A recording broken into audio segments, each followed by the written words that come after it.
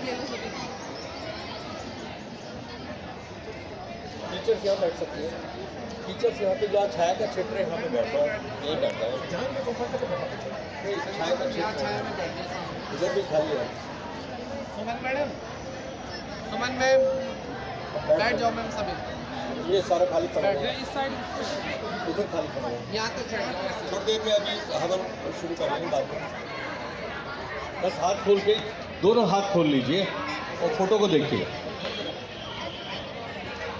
श्री माता जी की तस्वीर को देखिए।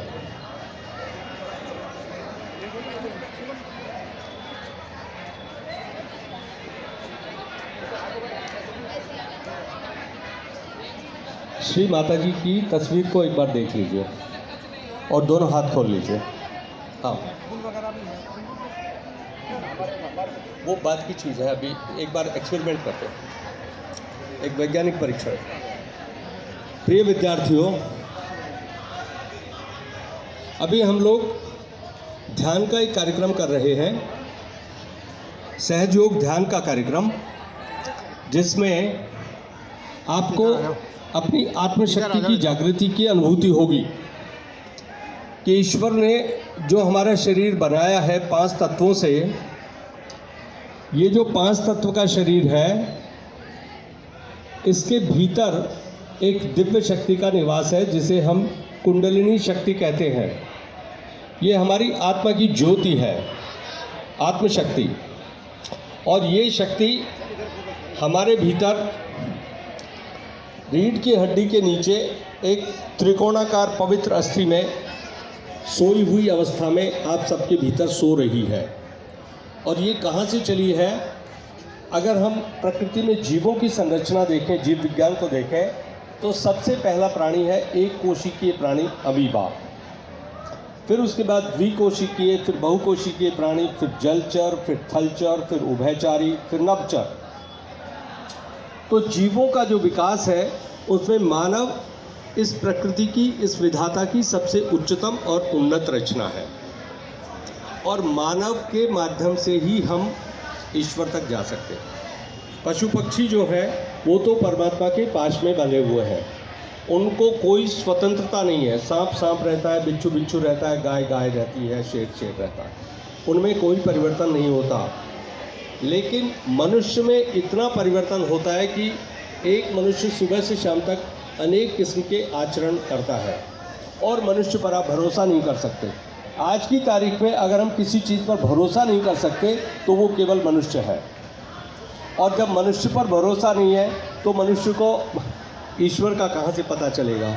जब मनुष्य खुद ही असमंजस में है तो अब उसमें ईश्वर की जो संकल्पना है उसमें हमें 2 सिद्धांत देखने को मिलते हैं। एक, या तो ईश्वर साकार है या एक ईश्वर निराकार है। एक मत ये कहता है कि 33 करोड़ देव देवता होते हैं, ब्रह्मा विष्णु महेश होते हैं, महाकाली महालक्ष्मी महासरस्वती, ये 3 दिव्य शक्तियाँ होती हैं। तो ये जो 3 दिव्य शक्तियाँ पूरे ब्रह्मांड में हैं, एक शक्ति रचना करती है, दूसरी शक्ति पालन करती है और तीसरी शक्ति संहार करती है। रचना, पालन और संहार के दौर से ये पूरी सृष्टि, इसका कालचक्र ऐसे घूमता रहता है। अब अगर हम देखें कि प्रकृति में क्या क्या हमको देखने को मिला, सब 5 तत्व मिले। 5 तत्व स्थूल जगत में, और ये 5 ही तत्व से विधाता ने मानव की रचना की। तो ये 5 तत्व की जो 5 उंगलियां हैं, अब कोई पूछे इनमें अग्नि कौन सी है, वायु कौन सा है, आकाश कौन सा है, जल कौन सा है, तो हम नहीं बता सकते। ये संरचना बनाते बनाते विधाता को लाखों करोड़ों साल लगे। अब साहब हमारे देश में एक सबसे बड़ी घटना घटी है, इतिहास की सबसे बड़ी, मानव जाति के इतिहास की सबसे बड़ी घटना और अद्भुत घटना घट गई। वो घटना क्या थी? एक सामान्य स्त्री ने दैविक रूप धारण कर लिया। अचानक से 5 मई 1970 को गुजरात के नारगोल गांव में सूरत के समुद्र तट पर जैसे कन्या और स्त्रियाँ बैठी हैं, एक सामान्य स्त्री 2 दिन 2 रात ध्यान में बैठी और तीसरे दिन उनके अंदर से ये कुंडली शक्ति का जागरण हो गया। संपूर्ण कुंडली 7वें चक्र में से 10वें दरवाजे में से बाहर आ गई और वो स्त्री देखते देखते हतप्रभ रह गई कि उसके साथ ही क्या हुआ। और फिर जब ये 10वां दरवाज़ा खुल गया, जो स्वर्ग का द्वार है जिधर से आदमी देवलोक में जाता है, जब ये उनकी आत्मशक्ति इस दरवाजे में से निकल गई तो स्वर्ग के जितने देवता थे वो श्री माता जी के भीतर आके बैठ गए। और ये जो 7 चक्र हैं, 7 कमल के फूल, इन 7 सीटों पर देवता आकर बैठ गए और वो एक सामान्य स्त्री दैविक रूप में देवी बन करके रूपांतरित हो गई। उसका रूपांतरण हो गया, उसका कायाकल्प हो गया। अब साहब नाम देखें तो इसमें नाम में आता है परम पूज्य श्री माता जी निर्मला देवी। अब परम पूज्य का मतलब इससे ज़्यादा और पूजनीय कोई नहीं, ठीक है साहब। अभी तक हम राम को मान रहे हैं, कृष्ण को मान रहे हैं, दुर्गा को मान रहे हैं, हनुमान जी को मानते हैं, गणेश जी को मानते हैं, ये कृष्ण को मानते हैं, वो शिरडी साईनाथ को मानते हैं, वो गुरु नानक को मानते हैं, वो ईसा मसीह को मानते हैं, वो मोहम्मद साहब को मानते हैं। तो एक एक अवतार धरती पर एक संदेश लेकर आया। तो अवतार या तो पूर्ण रूप में आए या अंश अवतार के रूप में आए।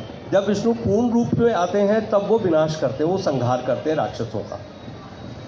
और जब वो अंश रूप में आते हैं तब वो सिर्फ दिशा निर्देश देते हैं, ये सिद्ध कार्य है और ये निषिद्ध कार्य है, डूज एंड डोंट्स बता के चलेगा। तो साहब भगवान कृष्ण का जो सबसे बड़ा अवतार हमारे देश में आया तो 6000 साल पहले कुरुक्षेत्र के युद्ध में जब सारे राक्षस उन्होंने मार दिए, तब उन्होंने एक संदेश दिया कि यदा यदा ही धर्मश्च ग्लानि भवति भारत अभ्युत्थानम धर्मश्च तदात्मानम सृजाम्यहम्। अभिप्राय ये हुआ कि जब जब धर्म की हानि और ग्लानि होगी तब तब मैं अवतार लेता हूँ। और मैं अवतार किस लिए लेता हूँ? परित्राणाय साधूनां विनाशाय च दुष्कृताम धर्म संस्थापनार्थाय संभवामि युगे युगे। उन्होंने कहा कि परित्राणाय साधूनां, इसलिए जो साधु लोग हैं, जो सीधे लोग हैं, जो सरल लोग हैं, साधक लोग हैं, उनकी परित्राण, उनकी कल्याण, उनकी रक्षा के लिए। और विनाशाय च दुष्कृताम, जो दुष्ट जन है, दानव हैं, दैत्य हैं, असुर हैं, राक्षस हैं, उनके संहार के लिए मैं अवतार लेता हूँ।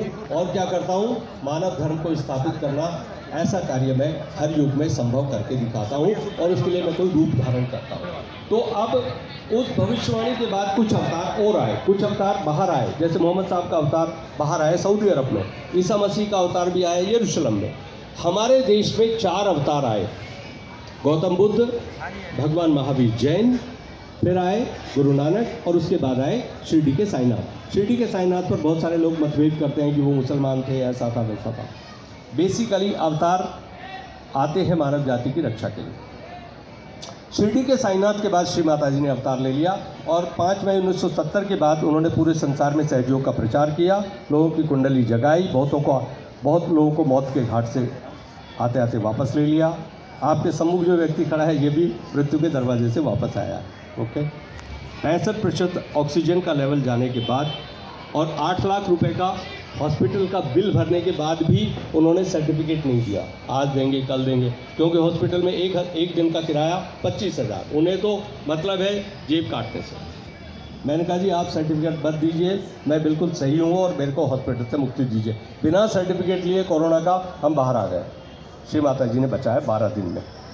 तो हमारी विनती है सबसे पहले कि भाई आप इस फ़ोटो को ले लीजिए, ये फ़ोटो बोलती भी है, सुनती भी है, जवाब भी देती है और फेल नहीं होती और न फेल होने देती है। अगर आप सही ढंग से ध्यान कर लेते हैं तो इसमें शक्ति है कि नहीं और ये क्या शक्ति है, इसका हम लोग एक जायज़ा लेना चाहते हैं। आपके अंदर आप बोलोगे और ये शक्ति की तरंगें छोड़ेगी और आपका ये 10वां दरवाज़ा खुल जाएगा। गोरखनाथ ने कहा, इस बंगले के 10 दरवाजे बीच पवन का खंबा, आवत जावत कछु न देखा, देखा बड़ा अचंभा। बंगला भला बना दरवेश, जिसमें नारायण परवेश। पंचतत्व की ईंट बनाई, 3 गुणों का गारा, और 3600 की छत बनाई, चिढ़ गया चिढ़ने हारा। इस बंगले में पातर नाचे मनवा तान लगावें, और सुरत निरत के बांध घुघरू राग 3600 गावें। जैसा गीता में कहा, प्रवृत्तिम च निवृत्तिम च कार्या कार्ये भया भय। ओके, एक मन कहता है कि संसार से मैं वैराग्य ले लूँ, एक मन कहता है कि नहीं इस संसार में सब कुछ है, बहुत आनंद है, प्रेम है, इस संसार में रहूँ। तो मन में जो विचलन है, उस विचलन का ये शक्ति आपको संकेंद्रित कर देगी, आपके चित्त को। योग चित्त वृत्ति निरोध है, योग चित्त की वृत्तियों का निरोध करता है, उसकी चंचलता पर लगाम लगाता है। तो योग क्या चीज़ है? आत्मा का परमात्मा से मिलन। और सहज मानी सह मानी साथ में ज मानी जन्मी, आपके साथ में जिस शक्ति ने जन्म लिया है उसका परमात्मा से आसानी से मिलन।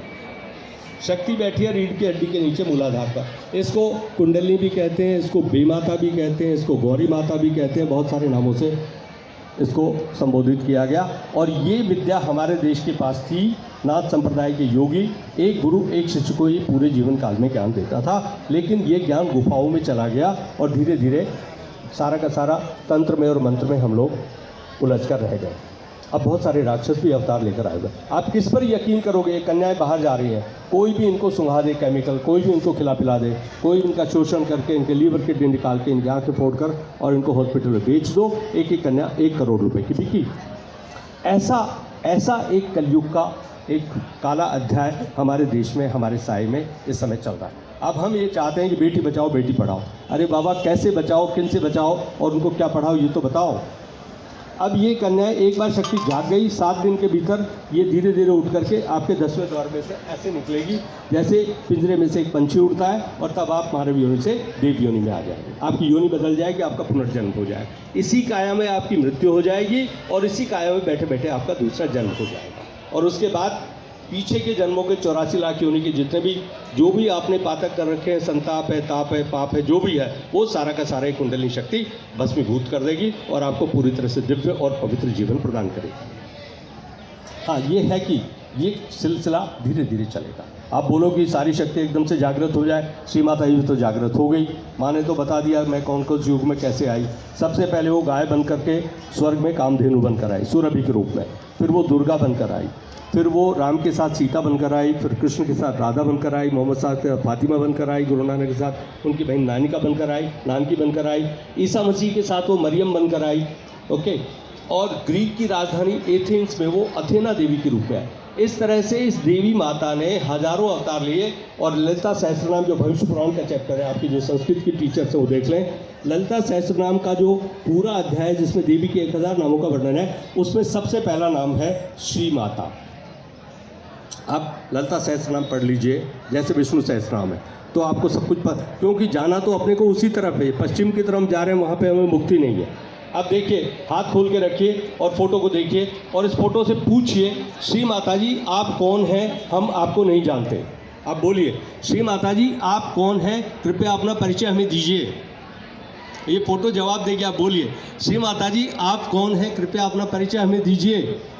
काल को हाथ खोल लीजिए। विद्यार्थियों हाथ खोलो, हाथ खोलो। इसकी तरंगे आपके हाथों में आएंगी, विद्युत और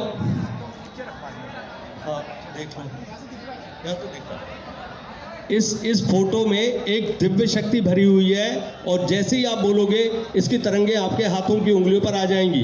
विद्युत और चुंबक दोनों को मिला दीजिए, ऐसी एक इलेक्ट्रोमैग्नेटिक पावर आपके हाथों की उंगलियों को छुएगी।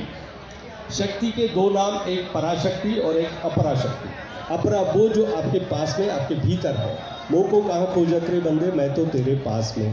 ठीक है साहब, एक अपराशक्ति और दूसरा नाम है पराशक्ति। तो ये जो अपराशक्ति है जो यहाँ बैठी है कुंडली के रूप में 3.5 कुंडल में, ये देख नहीं सकते, इसको छू नहीं सकते, इसको पकड़ नहीं सकते। इसी पर हमारा 84 लाख योनि का सारा जीवन वृत्त लिखा हुआ है। एक है जन्म कुंडली और एक है कुंडलिनी। ये कुंडलिनी है गौरी माता, गणेश जी की माँ, और गणेश जी बैठे हैं यहाँ पे रीढ़ की हड्डी के नीचे इस त्रिकोणाकार पहले चक्र पर, जो मूलाधार चक्र है। ये आ गया आपका मूलाधार चक्र, ये कुंडलिनी, फिर ये ब्रह्मा सरस्वती का स्वाधिष्ठान चक्र, फिर नाभि चक्र लक्ष्मी विष्णु, फिर ये जगदम्बा अनहत चक्र, ये विशुद्धि चक्र पे राधा कृष्ण, फिर ये आज्ञा चक्र पे महाविष्णु, और सहस्रार चक्र पर सदाशिव।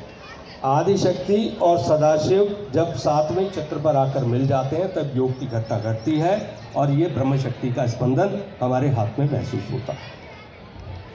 प्राचीन काल में जो अवतार आए, सिर्फ कृष्ण ने अपना जो दैविक रूप था अर्जुन को दिखाया या यशोदा को। राम ने भी अहिल्या का उद्धार किया, केवट का उद्धार किया, बहुत थोड़े से लोगों का बानर जाति का था। अब ये जो आदिशक्ति आ गई, ये तो संपूर्ण मानव जाति के लिए, इसने तो स्वर्ग का फाटक ही खोल दिया, 10वां दरवाजा पूरे संसार का इस ब्रह्मांड में ही छेद कर दिया।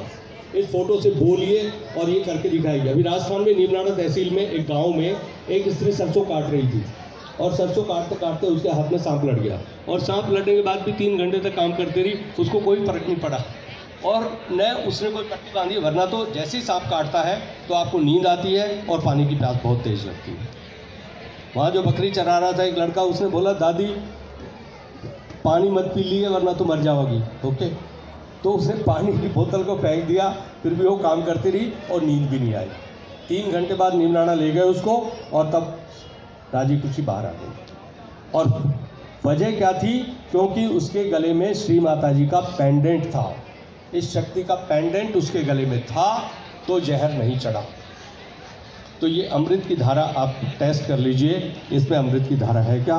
दोनों हाथ खोलिए और देखिए कि इसमें क्या चीज़ है जिसके बारे में हम बात कर रहे हैं। जिस शक्ति की हम बात कर रहे हैं, जिसका भी आपने पूजन किया, ऐगिरि नंदिनी नंदित मेदिनी विष्णु विनोदिनी नंदनुते। ओके, जो आदि शंकराचार्य की रचना है, सलिलम सलिलम, ठंडी ठंडी हवा आपको आएगी। श्री माता जी कृपया हमें दिव्य शक्ति प्रदान कीजिए। बोलिए श्री माता, क्योंकि आपकी स्वतंत्रता का ये शक्ति मान करती है। इसे कुछ नहीं चाहिए, हम तो सिर्फ बताने वाले एक माध्यम है। हम एक बार बता के आपके एक मोमबत्ती दूसरी मंदिर को छूते ही प्रकाशित कर देती है। ये वैसी ही क्रिया है जो पहले संभव नहीं थी, अब ये संभव हो गई। आप बोलिए श्री माता जी कृपया हमें दिव्य शक्ति दीजिए, हमारी सारी चिंताएं मिटा दीजिए, हमारी पढ़ाई की मुश्किलें हल कर दीजिए, हमें शुद्ध विद्या दीजिए और हमारे तन मन और धन को पवित्र कर दीजिए। हमें एक ऐसा जीवन दीजिए जो आनंद और प्रेम से भरपूर हो, सुख और शांति से परिपूर्ण हो। ये आपने बोला, अब ये फोटो जवाब देगी और इसका जवाब शक्ति की तरंगों के रूप में आपके हाथों की उंगलियों पर आपको महसूस होगा। अब देखिए वाइब्रेशंस आपके हाथों में, जो कुंडली का स्पंदन है वो आपको दिखाई देगा। 2 मिनट के लिए आंखें बंद करके उंगलियों पर ध्यान लगाइए।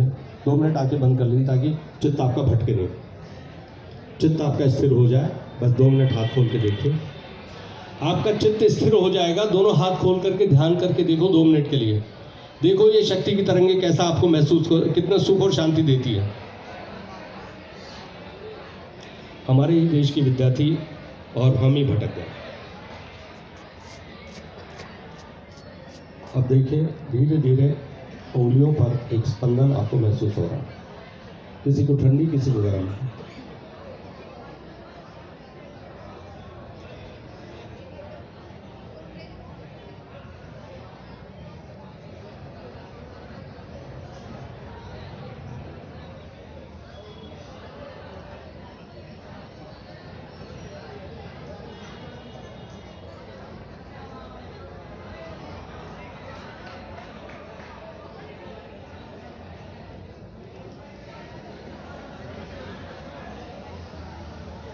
श्री माता जी कृपया हमें दिव्य शक्ति दीजिए और हमारी आत्मा को जागृत कर दीजिए, इसे ही शरीर के बंधनों से मुक्ति दे दीजिए। ये हमारी शुद्ध इच्छा है, ये हमारी शुद्ध इच्छा है कि हमारी आत्मा का परमात्मा से मिलन हो जाए।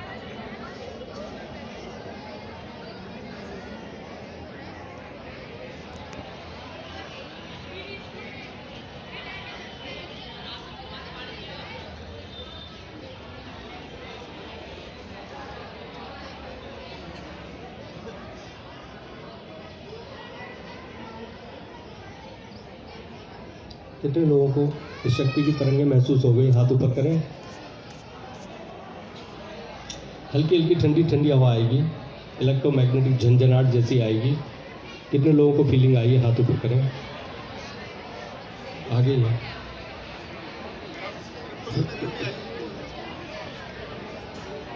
अब देखिए इसको ऐसे समझ लेते हैं। बाईं तरफ एक नाड़ी है, इड़ा नाड़ी। हिंदी साहित्य में जो कबीर पढ़ाते हैं,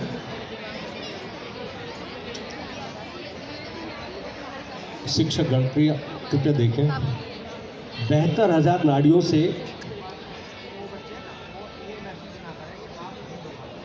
बालको प्लीज एक बार नोट तो करो, हम आपको भी संबोधित करेंगे। आप सिर्फ फोटो को देखिए, हाथ खोल कर रखिए, ध्यान तो करो। 2 मिनट आपकी सारी तकलीफें निकल जाएंगी। आप जो बोलोगे श्री माता जी वो करेंगी। गलत चीजें मत मांगना, विद्या बुद्धि और ज्ञान मांगिए। माँ हमें शुद्ध विद्या शुद्ध ज्ञान और हमारी बुद्धि को पवित्र कर दीजिए, हमारे खोटे विचार निकाल दीजिए। अब देखिए भृगु ऋषि की जो भृगु संहिता है और नाड़ी ग्रंथ, उसमें 72,000 नाड़ियों का वर्णन भृगु ऋषि ने किया।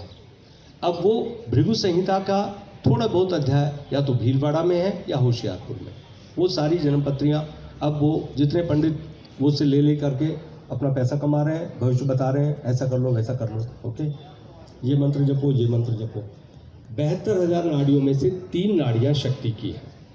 लेफ्ट साइड की इड़ा नाड़ी भूतकाल की नाड़ी चंद्रमा की शक्ति से संचालित, दाईं तरफ की पिंगला नाड़ी सूर्य नाड़ी, और मध्य में है सुषुम्ना नाड़ी। सुषुम्ना शब्द की उत्पत्ति देखिए, सु और सुमना, मतलब सुमना मीन्स सुमन यानी कि फूल। और कैसे फूल? सुंदर फूल। सुंदर पुष्प जो है 7 कमल के फूल हैं। मूलाधार, स्वादिष्ठान, मणिपुर, अनहद, विशुद्धि, आज्ञा और सहस्त्रार। भर्तृहरि ने अपने भजन में क्या लिखा मालूम?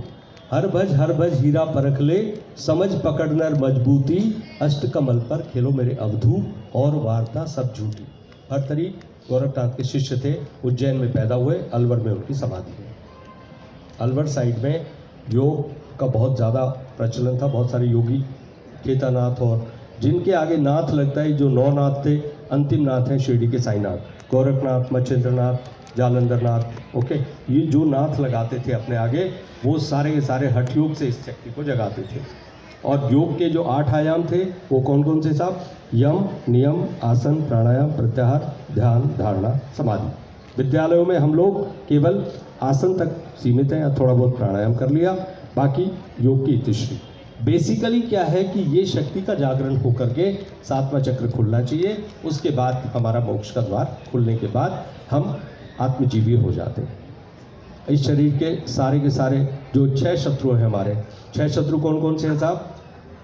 काम, क्रोध, लोभ, मोह, मद और ईर्ष्या।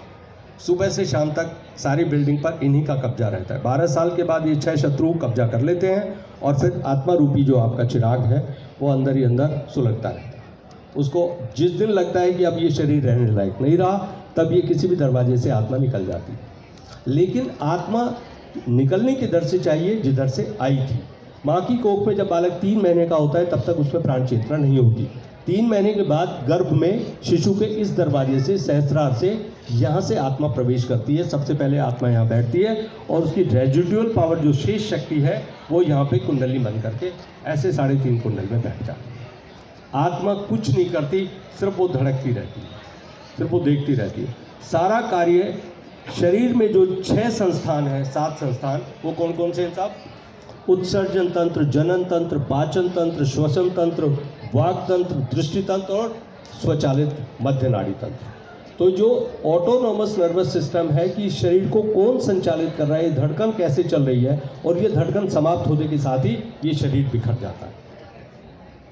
तो मृत्यु में और मोक्ष में क्या फ़र्क हुआ कि मृत्यु में शरीर के किसी भी दरवाजे से आत्मा निकल जाएगी और भटकती रहेगी। अब जैसे जिनकी हत्याएं हो जाती हैं, जो आत्महत्या कर लेते हैं, जिनका कत्ल हो जाता है, एक्सीडेंट डेथ हो जाती है, उनकी आत्मा को मुक्ति नहीं मिलती।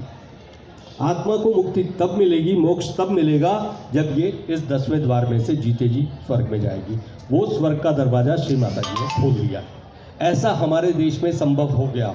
संसार ने ये ज्ञान ले लिया। भारत में तो वही सिद्धांत दिए तले अंधेरा। बहुत सारे राक्षस भी अवतार लेकर आए हुए हैं, और ऐसी ऐसी विद्याएं बता रहे हैं, ऐसे ऐसे मंत्र बता रहे हैं, ऐसे ऐसे कायदे बता रहे हैं, आप पूछो मत।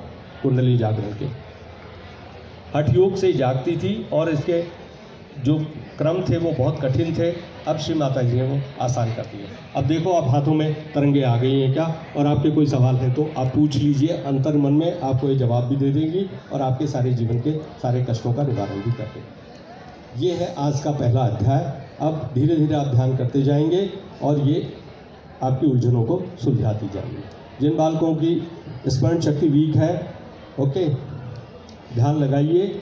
माता प्लीज़ हमारी बुद्धि को पवित्र कर दीजिए, हमारी चेतना को पवित्र कर दीजिए, हमारे मन में जो उलझनें खत्म कर दीजिए, हमारी बीमारियां खत्म कर दीजिए, हमारे शारीरिक मानसिक आधियाँ और व्याधियाँ खत्म कर दीजिए। आप देखिए, बिना दवाई के आप चंगे होते जाएंगे। और जो भृगु ऋषि ने कहा था कि वे हॉस्पिटल बंद हो जाएंगे और योग की शक्ति से लोग ठीक हो जाएंगे, वो समय ये चल रहा है।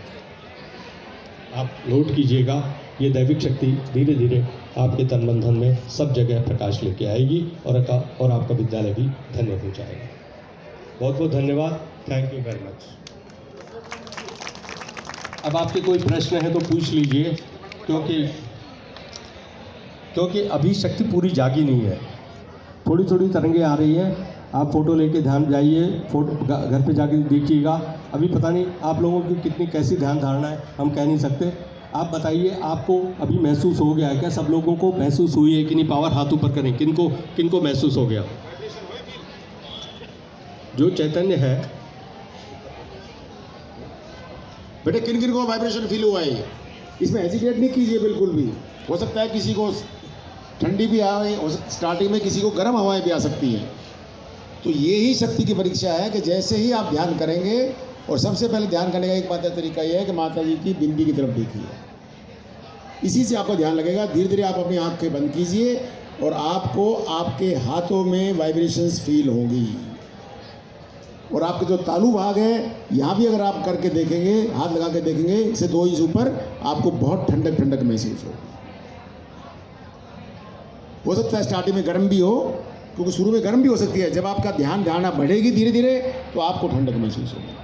मैं इससे पहले सुकराली स्कूल में प्रिंसिपल था। मेरे यहाँ पर डेली ये सेंटर चलता था, डेली स्कूल के बच्चे ध्यान करते थे।